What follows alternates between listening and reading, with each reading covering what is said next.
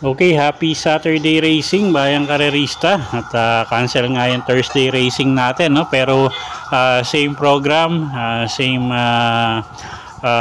lineup yung gagamitin natin for Saturday racing, no? So yung karera para sa Huwebes gaganapin na yan sa Sabado at as usual nga dahil sa bagyo, no? At yun nga, so ito na ulit yung mga giya natin para sa araw ng Sabado at parehas ang yung giya natin, no? Diferensya lang, programa yung gamit natin ngayon at hindi yung kopya. Okay, so race number 1 tayo, start ng winner take all, 3-year-old and above maiden race non-placers, distansya 1,400 meters. First choice natin, numero 5, Amberdini Eagle, JMS Torking sasakay. Medyo maganda huling ikinilos niyan at siya nga yung first choice natin. Second choice, kalahok numero 3 na rin na si Marvin's Pride.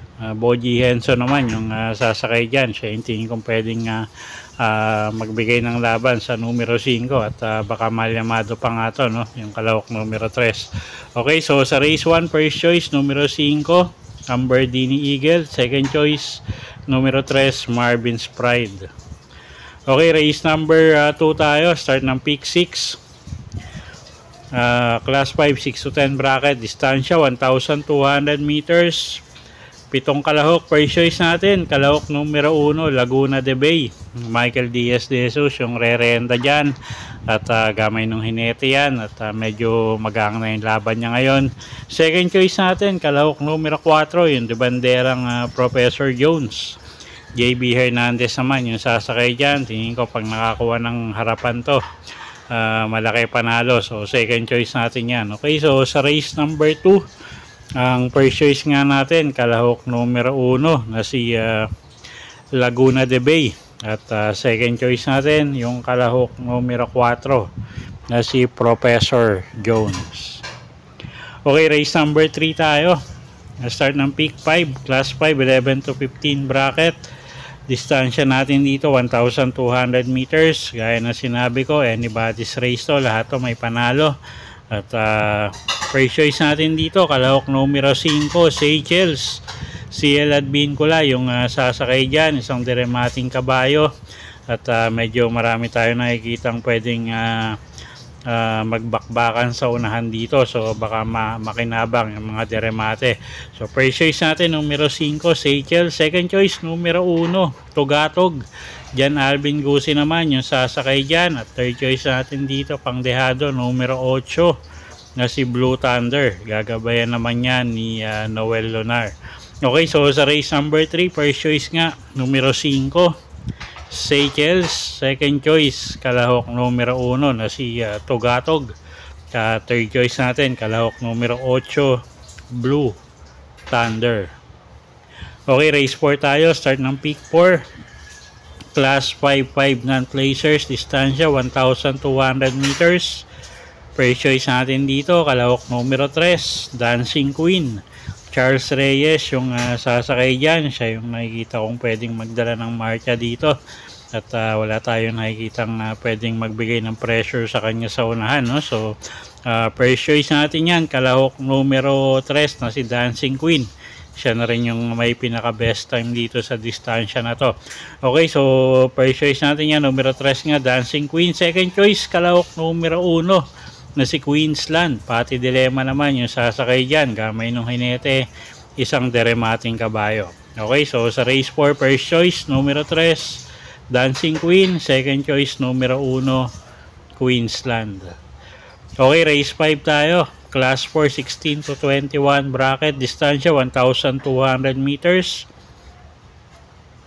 First choice natin dito, kalahok numero 6, Sea Rice, Pati Dilema yung sasakay dyan, isang matuling kalahok. Tingin ko siya na rin mauna rito, no? At first choice nga natin yan. Second choice, kalahok numero 2, Buntay Shore, JB Hernandez naman yung re-renta dyan.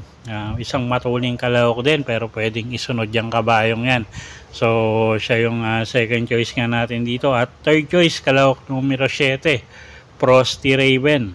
Gagabayan naman yan ni O'Neal Cortez na pwedeng makinabang kung sakaling magkaroon ng lutsahan sa unahan. Okay, so sa race number 5, first choice nga numero 6, Sea Rice. Second choice, kalahok numero 2 na si Buntay Shore. At third choice nga natin, kalahok numero 7, Frosty Raven. Okay, race number 6 tayo. Class 5, 11 to 15 bracket, distansya 1,200 meters. First choice natin dito, kalahok numero 1, She's Royal. John Paul A. Guse yung sasakay dyan, gamay ng hinete yan. Tingin ko medyo gumaang na yung laban niya rito, no? So gandang pagkakataon na yan para manalo si Kabayo. Second choice natin yung numero 8 na rin na si Art Seb. Louie Lunar naman yung re-renta dyan, pwedeng iuna rin niya, pwedeng isunod. At siya nga yung second choice natin dito. Medyo mainam din yung maganda rin yung post position niya. Third choice natin dito, pangdehado, kalahok numero 6 na si Ligiron.